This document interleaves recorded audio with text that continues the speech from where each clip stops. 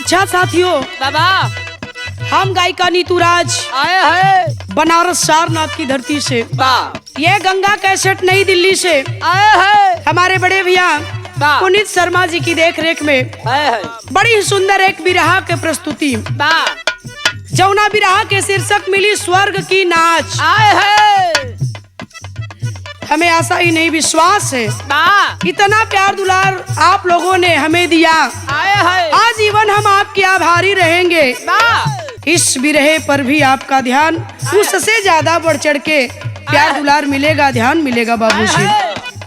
एक लाइन गीत मास्टर बड़ा सुघर बजा दिला, बा कौनो दुल्हन अपनी दुल्हा का बड़ाई करत हिय, आए हैं बड़ा सुघर पौले बा। अब कहत हिय का कहलेस मास्टर,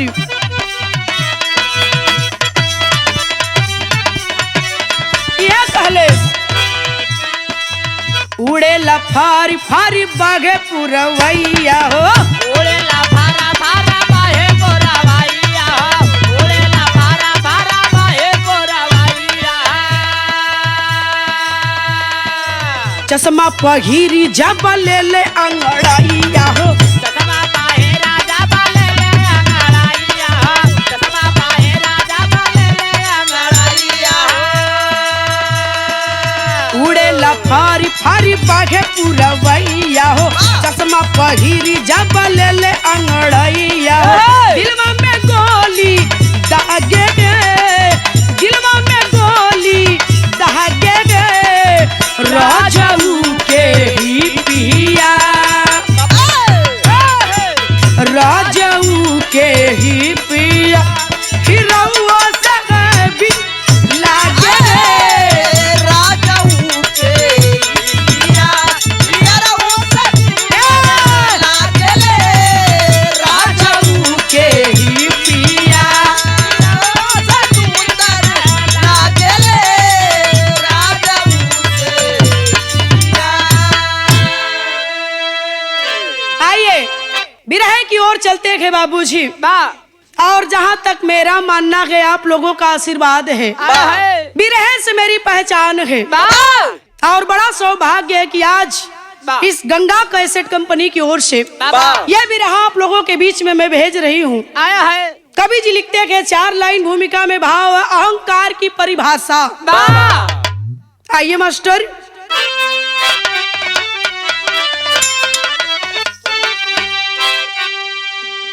अहंकार जो भी किया इस जहां में, अरे झुकना पड़ा एक यदना के आगे। हम बेरहम है स्वयं को झुकाता, समझते हैं ज्ञानी न समझे अभागे। युवराज रीवा थे यशपाल जिद्दी, तो गजब के धनुर्धर महावीर सानी। पत्नी नवेली हवेली में आई, सिया राम वर्णित है चर्चित कहानी।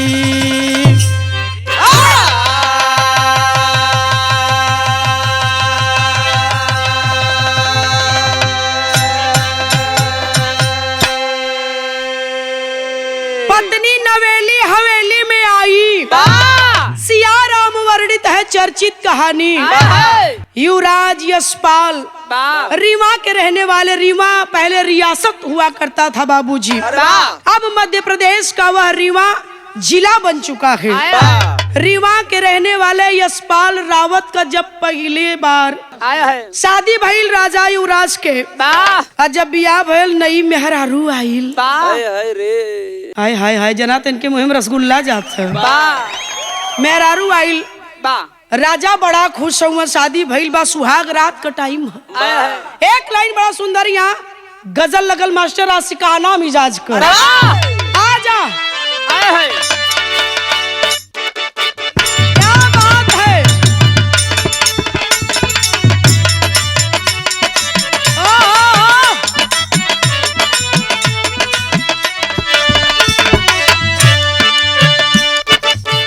कौनो लड़की या चाहे कोनो लइका कहता। आजकल प्यार का बीमारी बड़ा जोर शोर से चलत है, लोग नेट पे प्यार कैले थे। कहत का कहले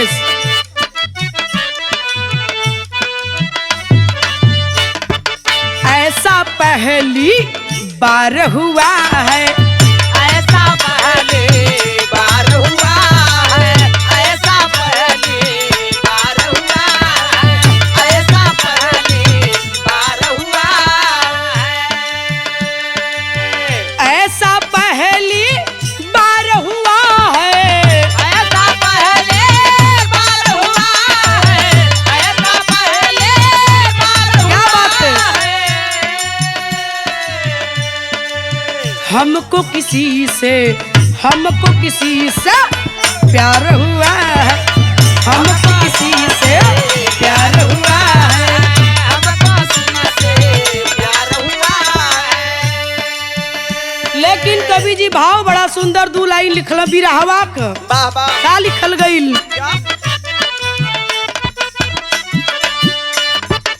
जग में वीर अनेक हुए हैं, जग में वीर अनेक हुए हैं, जग में वीर अनेक हुए हैं, जग में वीर अनेक हुए हैं, जग में वीर अनेक हुए हैं। जग में वीर अनेक हुए हैं, जग में वीर अनेक हुए हैं। एक से बढ़ के एक हुए हैं, एक से बढ़ के एक हुए हैं, एक से बढ़ के एक हुए हैं, एक से बढ़ के एक हुए हैं। जग में वीर अनेक हुए हैं, वाह। एक से बढ़कर एक हुए हैं। हाय। ये धरती ये वसुधा वाह। वीरों से कभी खाली न हुई थी न होगी। आया है यही से हमारे विराह का कहानी शुरुआत हो गई। मास्टर नजम के लाइन है, वाह।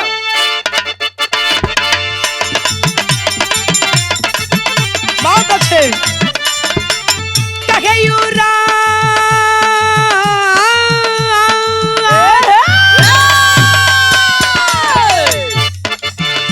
युवराज मेरी जान दे के ध्यान सुनो, कहे युवराज मेरी जान दे के ध्यान सुनो, धरा पर मुझसा ना चलाए कोई बाण सुनो।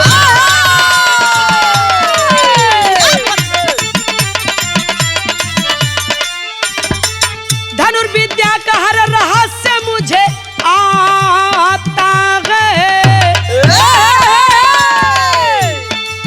धनुर्विद्या का हर रहस्य मुझे आता है, मेरा यह चूक निशाना न खाली जाता है।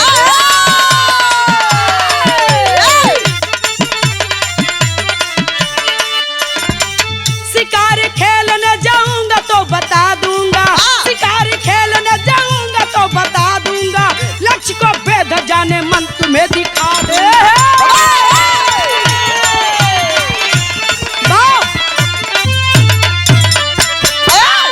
बात क्या समझ ले बिरहा सुने वाले बाबूजी।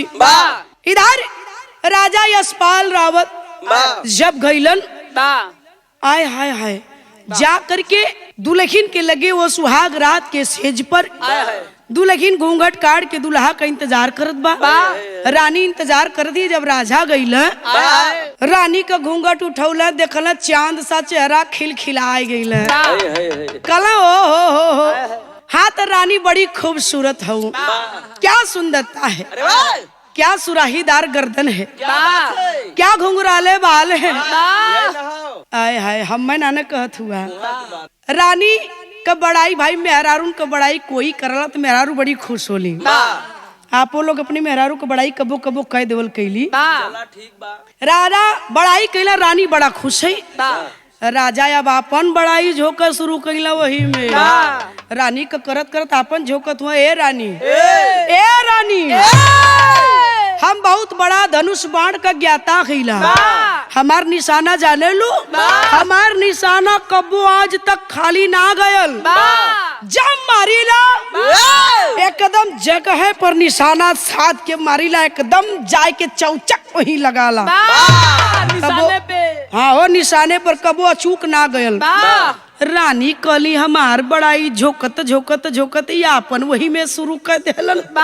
अच्छा तो झोकत हूँ अपन बड़ाई ठीक है, लेकिन सुहाग रात बा आज हमन दोनों प्राणी के सुहाग रात बा। सुहाग रात का होले ले ये न सुहाग रात मालूम है ना, ये न कर सुहाग रात के मनौले भैया इनकर बाबू मनौले हुए। आप ठीक है। राजा कल ये रानी हम एक नंबर का धनुष बाढ़ का ज्ञाता है। रानी मने मने भूसुराती की आधी रात बीत गई।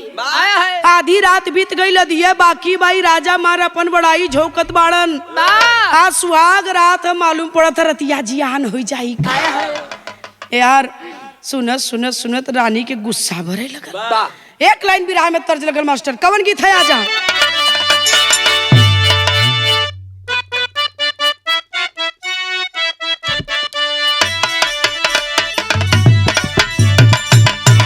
यह गीत बा सुंदर यली पनिहारी नकुआ न हलरत आवे।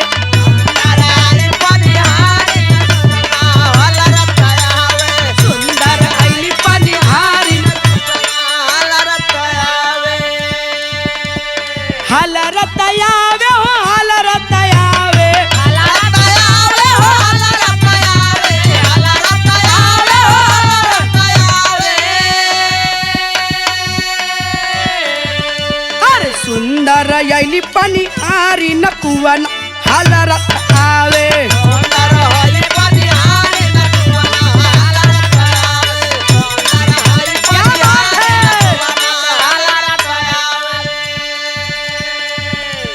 अब देखा बातों बात में रात बीत गई, हो गया सवेर। राजा शिकार पर जाए का बयान करत हुआ। रानी से कहलन की रानी रतिया का अपन बखान करत रहे यार, तो तू झूठा ही नहीं मानत बाटू कि रजवा झूठ बोलता। हम सोचत है एक नमूना तुम्हारी रच के दिखाई दे।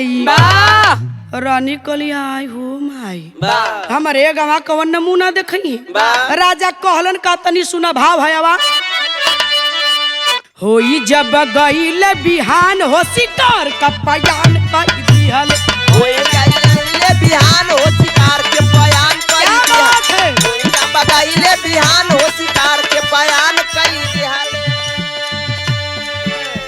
रानी क्या बोलाई के चेताई कह बतिया। रानी के बोलाई के चेताई कह बतिया। अरे तनी सा उठाए दे तू नाक पर से नथिया। ये नथिया उठा दा।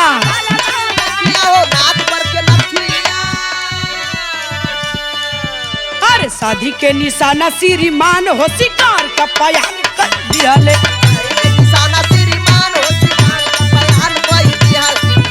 निशाना श्रीमान हो शिकार के बयान निशाना श्रीमान हो शिकार के बयान कई दिहल। राजा कहला कि हम तो के एक नमूना दिखाई मानब ना। वाह वाह। रानी कहली के तो ठीक है दिखाइए दा। ना मन बता तो दिखाइए दा। राजा कहला कि वो नाक का नथिया उठावा वही पर हम नमूना दिखाई। अरे वाह। कहली कहो राजा ए राजा ए नाक के नथियावा पर कहलन की नथिया उठावा बाण मारब। कहला बाण मार। रानी कहली बाण मरबा नथियावा पर। कहलन की हाँ हो हाँ एक नंबर के निशाने बाजी मारब सन दे ओ पार जाई पान न दे। तो पता न चली। रानी कहली ए राजा निशान है अगर बह की गयल तब कहला तनको चिंता मत करा आज ले कबो ना बहकल आज का बहकी। उठावा देर मत करा शिकार पे जाए के हो। गनगन गनगन रानी काली के गौने आयल आज कांपत यही कि रजवा जिंदगी ले लई का ले आयल रानी बनाए के कानी बनाए के छोड़ी का। मैं गनगन गनगन रानी कांपत बाइन लेकिन राजा का आदेश बा करे तो का करे। उठौली रानी डरन नथिया नथिया नथुनी हम लोग पहले है। वो रानी पहले का मेहरारू बड़ा बड़ा गहना पहिरे। आप लोग ये न सोचा कि यह नथिया में कैसे बाढ़ जाए ये हमार न जाए। लेकिन पहले का औरतें भैया बड़ा बड़ा गहना पहिरत रहीन। बड़ा का नथिया रानी पहने बाटिन उठाई नथिया नाक का खींच के तरकस से बाण राजा चला दहलम सन नदे बाणे पार से वो पार गयल। रानी पकड़ के करेजा बैठ गई। कहली अरे ई राजा अब ना मनिहे जिंदगी ले ली है, कैसो जायदा आज का दिन बीतल, अब राजा ऐसा काली से न करी। लेकिन फिर भी हान भाई फिर राजा यहाँ शिकार पर जाए बका। रानी एक नमूना दिखाओ शिकार पर जाओ। फिर रानी नथिया उठाइन बाण मारेन। धीरे धीरे 1 महीना का दिन बीतल। अब 1 महीना जात जात जवन रानी पहलवान मती न आई रही, देही माछी भी छलात रहे। वो रानी सुखाई के संठा हुई। बैल का भी रहा में मास्टर भाव है। अरे काइली कुफुत रानी सोचे दिन रतिया,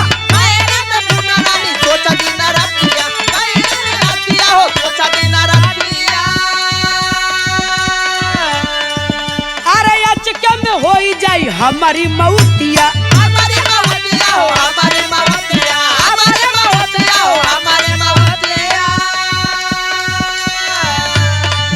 अरे देखल नाउ न परेशान हो सिका पयान नाउ न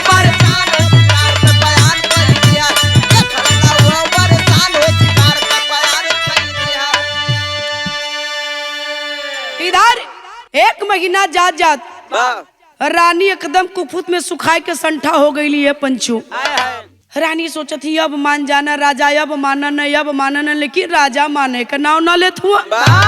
1 महीना का दिन बीत गयल। एक दिन रानी बड़ा मन मार के राजमहल में बैठल है। आइल नौनिया जब रानी के लगे गईल जाए कि कलस केस हो नाउन कहत या केस हो रानी। केस बड़ा देखत है, मालूम पड़ता कि तू है कौनो राजा के महल में कमी पड़ गए बा। केस मार उदासी बैठी हूँ। रानी मालूम पड़ल इतना सुनता पुक्का फार के रोए लगी। मालूम पड़ल रानी के आँखी से आंस गिर जाए। रानी कहली अरे नौनिया रे नौनिया, अरे मत पूछ रे नौनिया, हई रजवा बियाह कह के लिए आयल है, हमार जिंदगी ले ले रे नौनिया। मालूम पड़ा था कि अब हम ना बचब, जान चल जाई रे नौनिया। तब नौनिया रहे रच के मजाकी। नौनिया कहे कि राजा बियाह कह के चली आयल तो मारी के। रानी कली चुप बुजरी, बोलबी तो ढेर करे। 2 गलवा बियाह के लिए आल तो हम रानी बनाओ बदी के कहानी बनावे बदे। नौनिया कहे कि कहानी राजा का करत हैं? कहे रोज नथीवा उठाई के पे बाण मारत हैं। करे बाण बा अगर नथीवा पे ना मार के अखिया पे लगे तम तो कहानी बन जाबे रे। हमार जिंदगी चल जाए, हम कहानी बन के जियब रे। नौनिया कलेस की ये रानी उपाय तो एक ठे हम बता देव, लेकिन ई बतावा बड़वा मारे न तो कुछ कहबो करे न।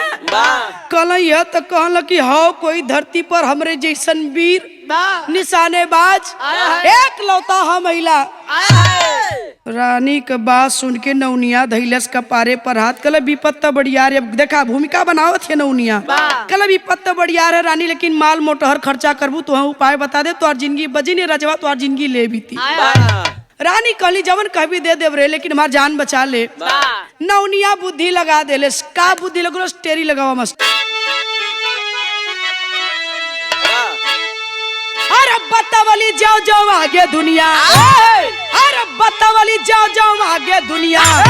राजा असमंजस में छोड़ला दाना पनिया, आरो पनिया, आरो पनिया।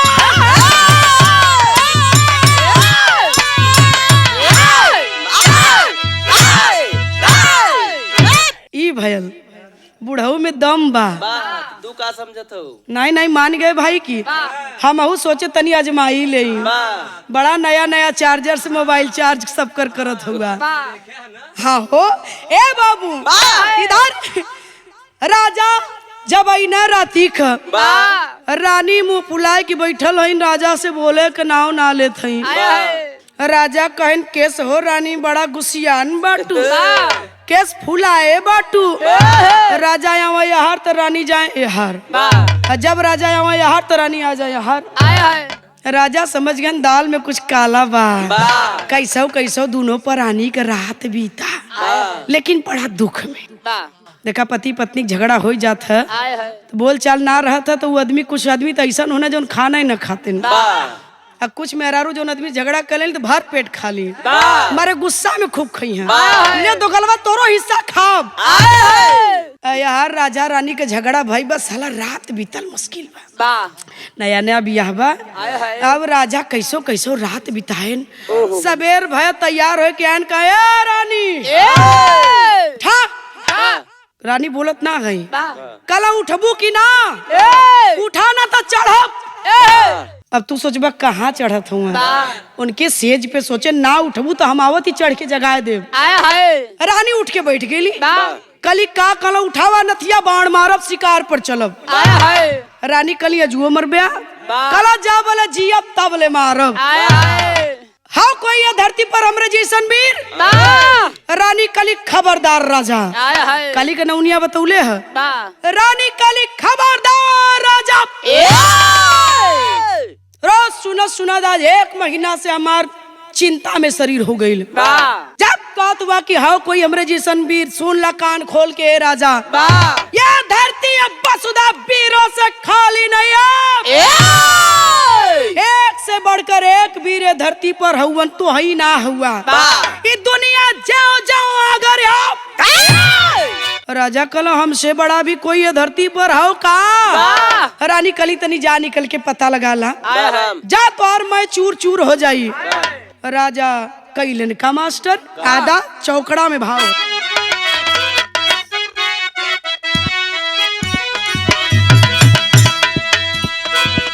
अरे प्राण प्रिय की बात सुन कर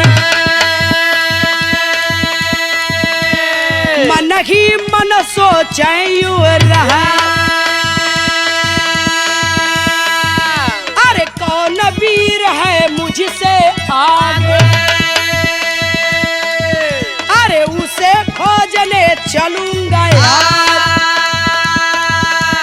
चले राह में मिला शख्स एक अरे धागा पकड़ के कर रिया पूछन पर कहा तनी कटहर जा पूछन पर कहा तनी कटहर जा कर लेने दो तुझे इलाज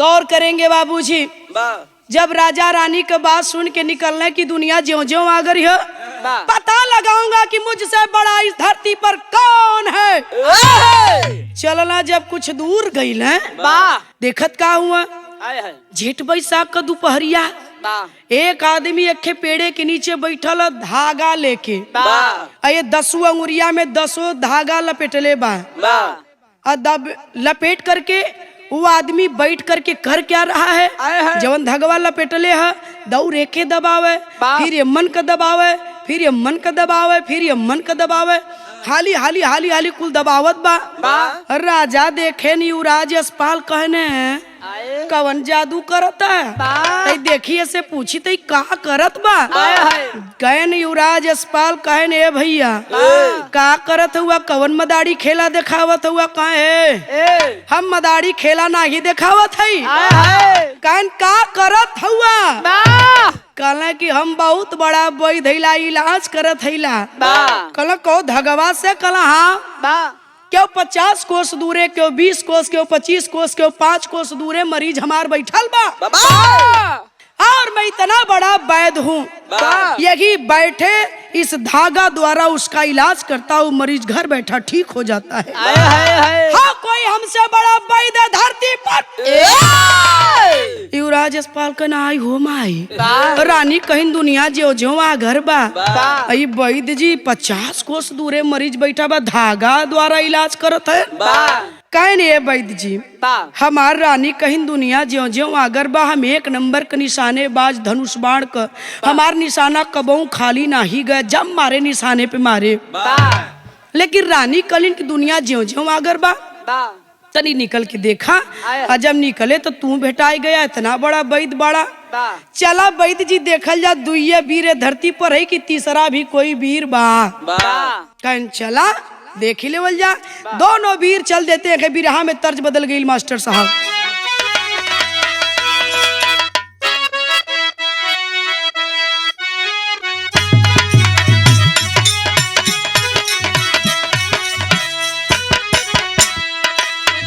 बड़ी सुंदर गीत बा मास्टर। कौनो मेहरारू कहतिया, आयल गरमिया के दिन ए पिया, दिन ए पिया बेनिया डोलाए दा। आयल गरमिया के दिन ए पिया, दिन ए पिया बेनिया डोलाए दा। आयल गरमिया के दिन ए पिया, दिन ए पिया बेनिया डोलाए दा। लेकिन बिरहा पर ध्यान देंगे, बिरहा सुने वाले बाबूजी। का भयल मास्टर? अचरज में पड़े यसा पाल हो, यसा पाल हो, आगे घटली घटनवा। अचरज में पड़े यसा पाल हो, यसा पाल हो, आगे घटली घटनवा। अचरज में पड़े यसा पाल हो, यसा पाल हो, आगे घटली घटनवा। का घटना घटल है बाबूजी? गौर करेंगे, कहना पड़ा।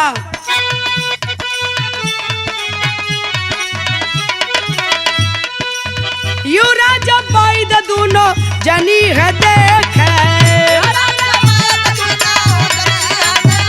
का देखत हुआ?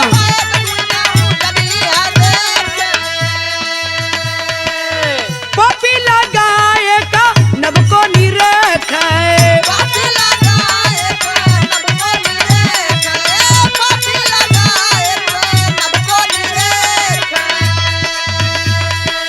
रुकल उहा ताता काल हो, ताता काल हो, आगे घटली घटनवा।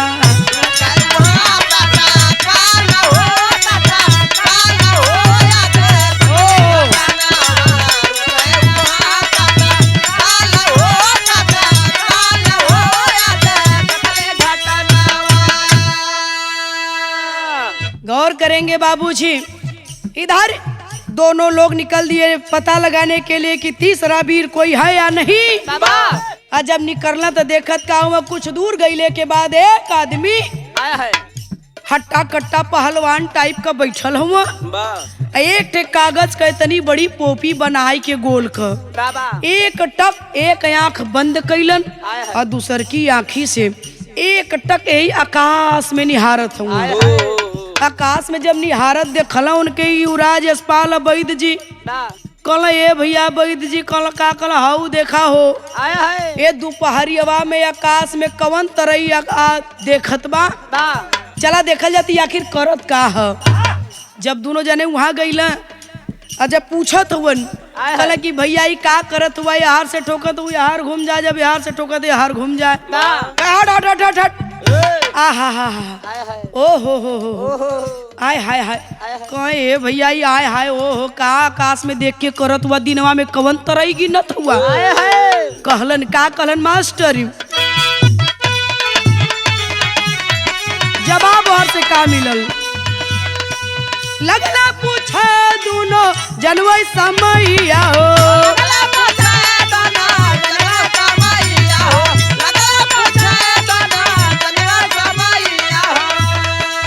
देखिला नाच तानी रुकी जाता भैया हो।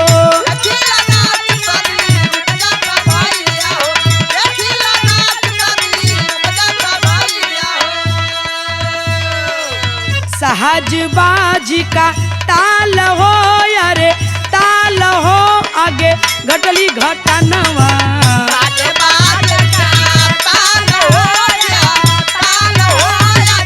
घटली घटनवा।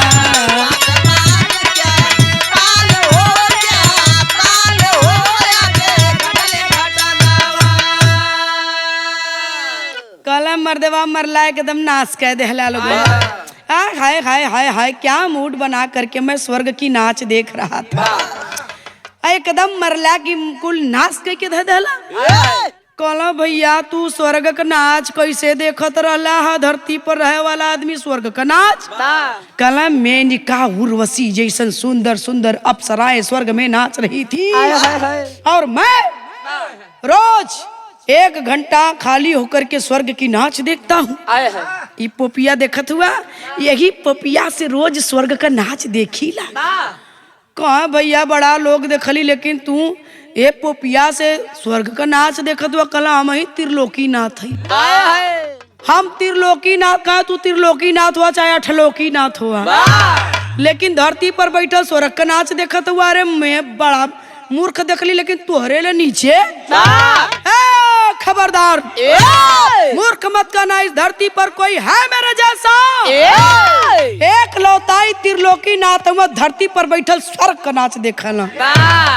अरे एक दिन ना देखली, रोज देखीला। आज तो तू लोग बिगाड़ देला, आज भैया तू लोग बिगाड़ देला। कहला कि अरे यार हम युवराज यशपाल एक घमंड में है कि हमसे बड़ा क्यों निशाने बाज धरती पर ना हाई। वैद्य जी 50 कोस दूरे का धागा द्वारा इलाज मरीज ठीक कर देत हुआ। हाई त्रिलोकी नाथ तो सबसे बड़ा वीर धरती पर बैठल स्वर्ग में नाच देख लेत हुआ। अरे बाप रे बप्पा, माथा युवराज यशपाल का यहीं से डाउन होए लगल। सोचत हुआ बिरहा में बड़ी पुरान तर्ज लगल, आखिरी तर्ज लगल।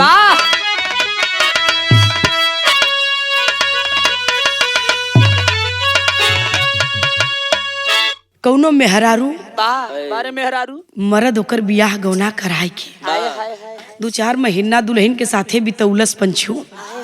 अब बितौले के बाद गयल कलकत्ता के कोयलौरी में कमाए।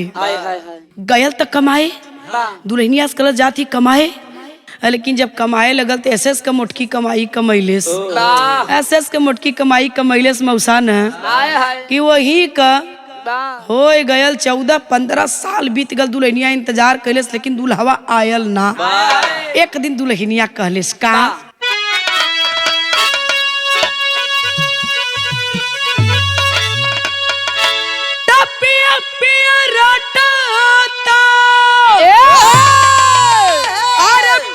भैली दगिया रे सखिया तपिया अरे पिया मतला बाबा यार पीरित ले भागल रे सखिया।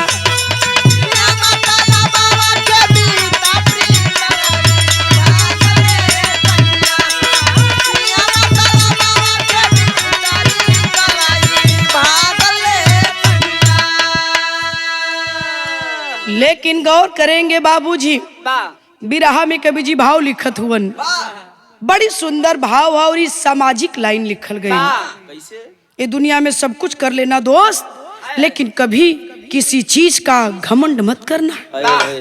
बहुत बढ़िया भाव कवि जी लिखत हुवन। का आवा अरे तोरले खराली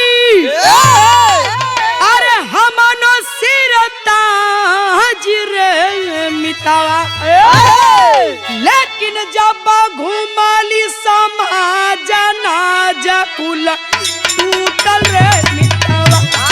लेकिन जब घुमाली समाज ना जकुल टूटल रे मितावा, लेकिन जब घुमाली समाज ना जकुल टूटल रे मितावा। गौर करेंगे बाबूजी, लगल नहीं भैया भयल कान तरह के लाइन है।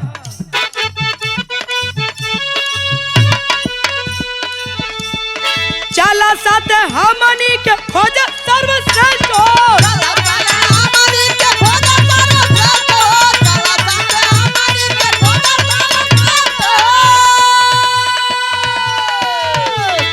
गर्मी का दिन महीना रात हो,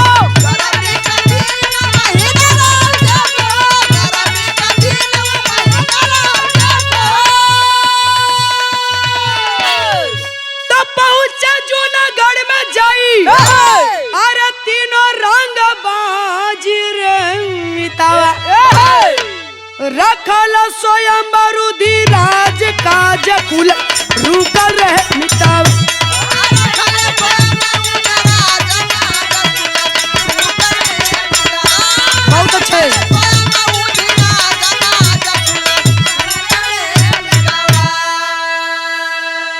ए बाबूजी, तीनों वीर चले गए कि देखे कोई चौथा वीर हमारी जैसे है या हमन तीनिये हैला।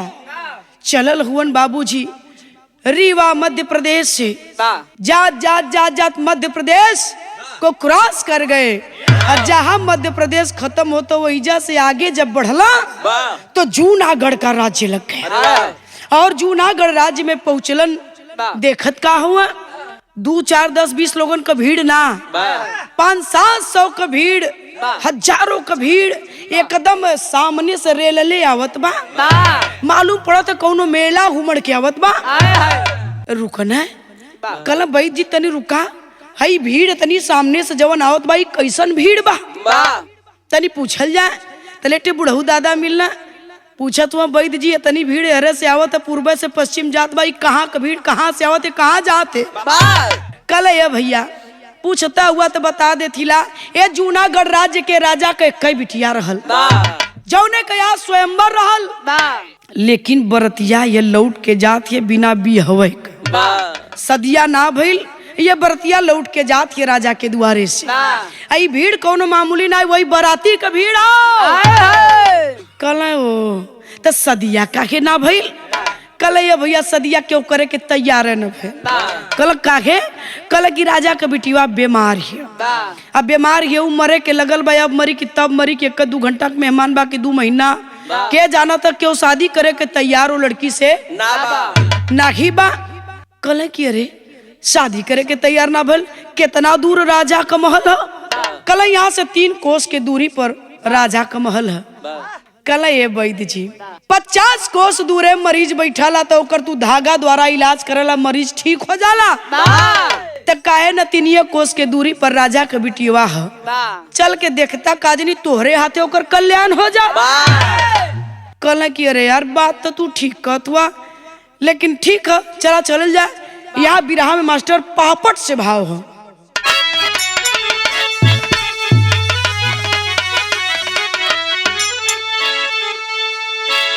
चिंतित रानी बिटिया गले लगाई राजा सोचले, लागता की बिगड़ी मोर बुढ़ाई राजा सोचले।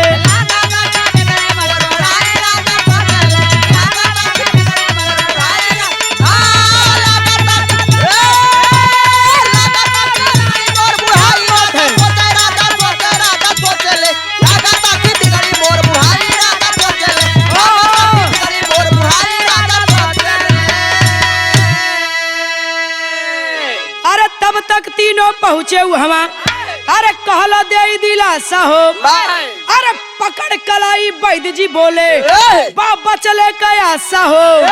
बूटी एक बात दाया ना हुआ पियाई राजा सोचलन, लेकिन भेजा या न के जाई राजा सोचल। कल सुना राजा के महल में तीनों लोग पहुंच गए। और जब पहुंचल तो राजा के बिटिया पलंगरी पर सुतावल बा, एकदम अधमरी, आखिरी सांस चलत बा। राजा के दरबार में पहुंचल तीनों व्यक्ति, युवराज यशपाल, वैद्य जी और त्रिलोकीनाथ। पहुंच करके राजा जूनागढ़ को प्रणाम करते हैं। प्रणाम उड़ाम कहला, राजा परिचय पूछत उनकी भाई आप तीनों कौन है। कल ये राजा परिचय पूछत हुआ तो हई देखा त्रिलोकीनाथ हुआ, युवराज यशपाल बतावत हुआ, ई त्रिलोकीनाथ हुआ धरती पर बैठल सोरख का नाच देखल।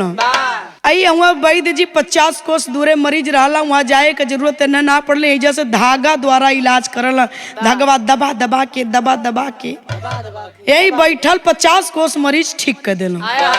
कल हम रीवा रियासत का राजा युवराज यशपाल, कल ये राजा जरूरत तो हमें आपकी नहीं है, बुरा मत मानिएगा, जरूरत तो मुझे त्रिलोकीनाथ की भी नहीं है। जरूरत अगर क्यों कहा तो यही वैद्य जी का, यह बिटिया हमार अगर ठीक कह देबा वैद्य जी तो आधा राज्य मैं आपको दे दूंगा।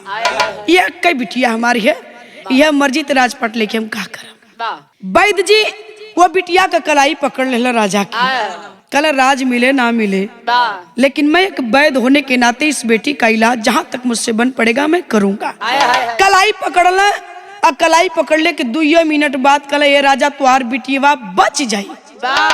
एक बूटी बतावत हिला, वह बूटी लिया के अगर हमके दे दे बा मात्र 4 घंटा कई मेहमान हो, और 4 घंटा के अंदर वो बूटी अगर दे दे बा तो तोरे बिटिया के हम बचा ले, और नहीं तो बिटिया तो आर मर जाई, कोई बचा ना सकत।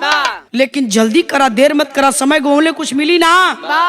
अब राजा सोचे लगल, वैद्य जी कहला जल्दी भेजा, के जा तो जल्दी भेजा। राजा रानी दोनों परानी हाथ जोड़ के खड़ा हो गई पंचो वैद्य जी के सामने।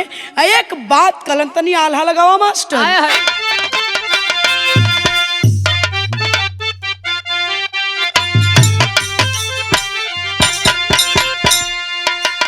यह कहलन, रोवे रानी वैद्य जी के, रोवे रानी वैद्य जी के, ढाई के चरनिया भैया।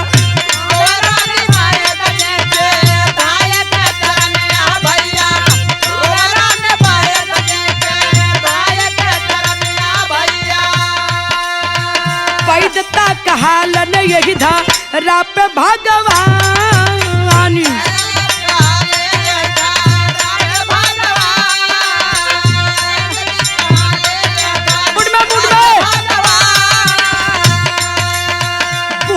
लिया के हमरे बेटी के बचा ला,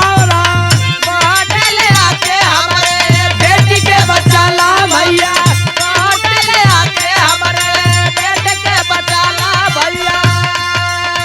दोनों प्राणी कबो ना भूलाई हसानी,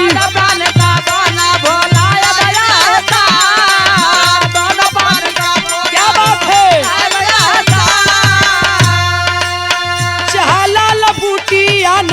चाला लबूटिया न वैद्य ही छनवा भैया, क्या बात है।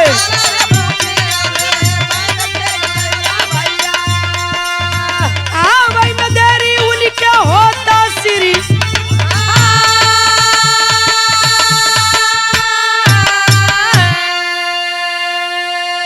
गौर करेंगे बाबूजी, पवन भाई गौर करेंगे। कलन की सुना, 4 घंटा का मेहमान जल्दी करा के भेजत हुआ या ने बदे बूटी, नहीं तो लड़किया राजा मर जाई तुहार। वैद्य जी दोनों परानी पकड़ करके वही वैद्य जी के पैर दोनों परानी पकड़ के रोवे लगलन। रो के कलन किए, वैद्य जी अगर हमन से हम कोई की भेजती तो वो बुटिया के लोग के पहचान ही में 8-6 घंटा 12 घंटा बीत जाए, लोग पहचान न पाइए, समय बीत जाये, लड़की मर जाये। कल तब कल आप वैद्य हुआ, आपसे बढ़िया हो जल्दी वो बूटी के पहचान। हमारा आदेश या निवेदन जौन आपके समझ में आवा मान ला, निवेदन स्वीकार करा, आप जाओ बूटी के लेके आवा, लिया कि हमरे बेटी का जान बचा ला, आधा राज हम आपके नाम कर दे। वैद्य जी गईलन और जा करके अक्सर पियासल दौड़ल पौड़ल, जाके वो जब बूटी के पौलन लेके चले लगलन, थकाई आ गई। कुछ दूर पहुंचल हुन, अभी राजा का महल दूर है, जेठ बैसाख का दोपहरिया घाम लगत है, राजा के महल में पहुंचे के देर होत है, लेकिन इतना थक गई ना दौड़ल दौड़े में कि एक पेड़ का बरगद का पेड़ देखला, वही के छाए सोचला 2 मिनट सुस्ता लियो, के बाद दौड़ के पहुंचा। आज जैसे ही वैद्य जी वो बरगद के वृक्ष के नीचे बैठत हुवन बाबू, मैं पुरवा झोंकत रहे। अब वैद्य जी पसीना से तरबतर भयल हुआ, पुरवा झोंकलस, तुरंत वैद्य जी के पट से आंख लग गई। यार देर हो तो महल में लोग इंतजार करत हो कि वैद्य जी अइलन ना, वैद्य जी अइलन ना। 3 घंटा का समय बीत गया। चौथे घंटा में घड़ी का सुई प्रवेश कर गई। अब राजा रानी का तरतर तरतर पसीना चला था कि एक आखिरी उम्मीद जागी थी, वो भी लग रहा है कि खत्म हो जाएगी, मर जाएगी मेरी बेटी, लग रहा है। इधर कलन की युवराज यशपाल कलन की त्रिलोकी चचा, राजा रानी का हालत खराब भइल जाती है। कुछ उपाय करा, कुछ उपाय करा। कहलो हम का करम मर्दवा, हम वैद हई का, कहला वैद ना हुआ। अरे धरती पर बैठा सोरक का नाच देखेला, हई पपिया कौने दिन रात बदे रख ले हुआ। कहला पपिया नाच देखे बदे हो भाई। कहला चुप रहा मर्दवा, रोज नाच देखले एक यस कहदा, एक जस कहदा। कल का करी, कहे वही पोपिया से पता लगावा वैद्य जी कहाँ हूँ भाई, अइल ना। खाली रोज स्वर्ग का नचिए देखबे, निकल पोपी त्रिलोकी नाथ जब करियाई में हरदम खोसले रहे जैसे भगवान का नैया बांसुरी खोसले रहे। निकार के पोपी माय झारा तोरत हम के मालूम पड़ता कि दुनिया का कुल गर्दा वही में हल गल जैसे सही झार और के एक आंख बंद खैलन एक आंखी पे ओके लगौला लगाए के पंचो करत का हुआ चारों तरफ घुमा घुमा के चारों तरफ गोल गोल घुमा घुमा के वो पोपी से देखत हुआ कहाँ हुआ वैद्य जी अइलन ना कहाँ हुआ अइलन ना। तब तक नजर पड़ गई वही बरगद के नीचे बैठल हुआ वैद्य जी हाथे में बूटी लेकर के अमुह बाय दिले हुआ सूती गल हुआ कला रे रे रे रे राजा वैद्य जी तो सूती गल हुआ आप का करल जाए कल सूती ना गल हुआ कल का भयल कल सूती ना गलो भाई जी कल का कर दू कल की एकदम निकल के करियवा नाग वो वैद्य जी के कपारे पर वही बरगद के पेड़ से दिखाई निकल के वैद्य जी के कपारे पर फन काट के फुफकार था। अब वैद्य जी के डसले वैद्यो जी का काम हो जाए खत्म हो जाये कल ये तो घोर अनर्थ हो जाये कोई उपाय करो कोई उपाय करो कोई उपाय करो राजा चिल्लाए लगल तब तक युवराज यशपाल खींच लिया तरकस से बाण खींच के तरकस से बाण सन दे कला का कला जल्दी मुड़ी हटावा त्रिलोकी चच्चा मुड़ी हटावा पोपी एकदम निशाने पर लगाए के मुड़ी हटाला अब निशाने पर पोपी लगौले वो त्रिलोकी यार खींच के तरकस से बाण युवराज यशपाल वही पोपिया में से सन नदे छोड़ दे जब पोपिया में से सन नदे बाढ़ गयल तो जब पहुंचल वो बरगद के लगे तो कैलाश का बिरहा का आखिरी भाव हवा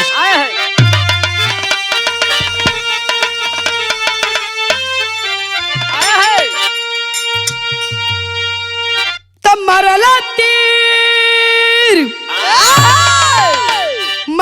तीर यशपाल अरे कटल बामुड़िया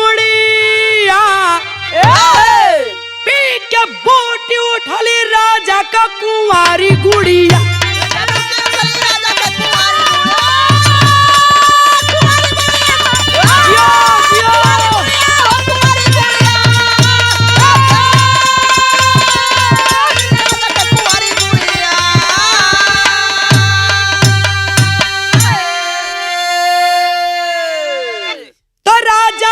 पुरस्कृत किए तीनों बीरवन के अरे हवा कुंवारी पति सुन लाई अपन मन के तीनों हवा सर्वश्रेष्ठ योग्य काबिल बढ़िया पी के बूटी उठाली राजा का कुंवारी गुड़िया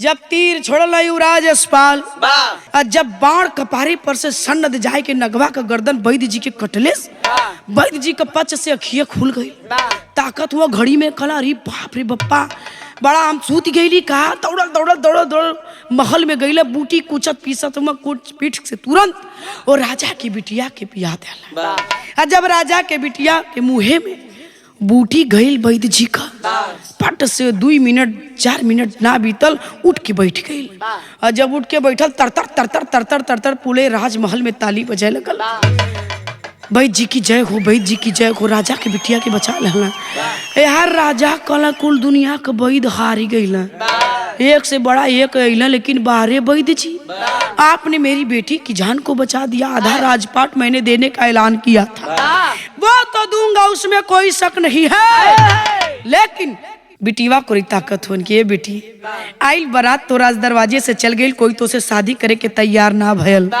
लेकिन अभी भी वक्त है 3 वीर तेरे सामने मौजूद है बोल बेटी किसके साथ विवाह करेगी जैसे काबू हो से तुम्हारे ही मंडप में यही दम शादी कर बिटिया बोल किसके साथ विवाह करेगी वाह रे राजा का बिटिया 12 हिंदुस्तान की नारी बड़ा उचित समय पर बड़ा उचित निर्णय वह राजा की बेटी लेती है तीनों में से किसके साथ विवाह करूंगी अपना फैसला बताई के शादी के लिए मास्टर कैसे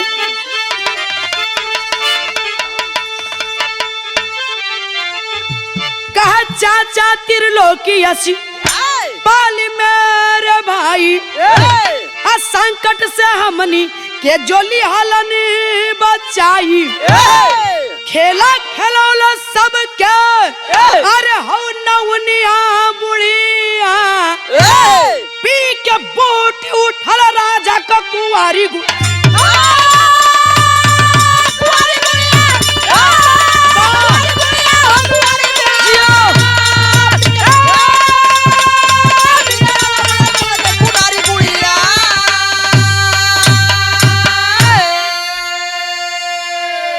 कलश की पिताजी बिरहा सुने वाले बाबूजी लोग जैसा कि मैंने कहा इस बात का मुझे घमंड नहीं है लेकिन गर्व है। बिरहे से मेरी पहचान है। गौर करेंगे वह राजा की बेटी हिंदुस्तान की एक लड़की निर्णय क्या लेती है तीनों में से मैं किसके साथ विवाह करूंगी। पिताजी युवराज यशपाल वैद्य जी और ये त्रिलोकीनाथ तीनों में से मुझे किसके साथ अपना जीवन बिताना है यही मुझे करना है निर्णय लेना है। कलन की हाँ बेटी कलश की युवराज यशपाल तो मेरे भाई हुए। जब जब बहन बेटियों की मान सम्मान लाज खतरे में पड़ती है तो एक भाई बचाता है। युवराज यशपाल मेरे भाई हुए। मेरी जान को मेरे मान सम्मान को इन्होंने बचाया। और रहा सवाल त्रिलोकीनाथ का तो त्रिलोकीनाथ तो मेरे पिता के समान है जो एक बेटी के लिए अपने प्राण को दांव पर लगा दिए अपनी बेटी को बचाने के लिए। पहली बार मेरी कलाई को पकड़ा है किसने वैद्य जी ने। तो हिंदुस्तान की ये परंपरा है पराई लड़की की कलाई को अगर पराया पुरुष पहली बार पकड़ता है तो वही उससे जीवन भर साथ बिताने का निर्णय लेता है। मेरी कलाई को पहली बार वैद्य जी ने पकड़ा है इसलिए मैं ये निर्णय लेती हूँ कि मैं वैद्य जी से विवाह करूंगी। वैद्य जी मेरे जीवन साथी होंगे। राजा अपनी बिटिया के निर्णय से अति प्रसन्न भइले पंचो और वही मंडप में तुरंत राजा अपनी बेटी का विवाह वैद्य जी के साथ संपन्न किए। आधा के कह पूरा राजपाट दे देहन बिटिया चला गए जंगल में मंगल गावे। तो बिरहा गौले का मतलब खेला खेलौले सबके हऊ नौनिया बुढ़िया अब पी के बूटी उठल राजा का कुंवारी गुड़िया। वह नौनिया का देन रहल कि इतना इतना कहानी रचाए। कहानी खत्म खानदान का परिचय मास्टर। हमें आशा है कि आपको यह बिरहा पसंद आई होगी। जो भी त्रुटियां हुई होंगी आप हमें क्षमा करेंगे बाबूजी। आवे गुरु बिहारी गुरु रमन ऐसे थे इसी वतन में अरे श्यामा सीता राम भरत जी विश्वनाथ के मन में भतावली जो जो आगे दुनिया नीतू सिया राम का रता कमरनी भतावली जो जो आगे दुनिया।